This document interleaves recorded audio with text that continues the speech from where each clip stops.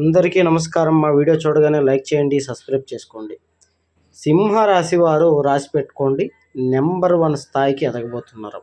ఈ రాశి వాళ్ళు ఎలాంటి అదృష్టవంతులంటే చాలా ధైర్యంగానో, చాలా మొండి పట్టుదలగానో, తమ జీవిత విషయంలో కానీ, ఇంకే ఇతర విషయాల్లో కానీ చాలా ధైర్యంగా ముందుకు వెళ్తారు.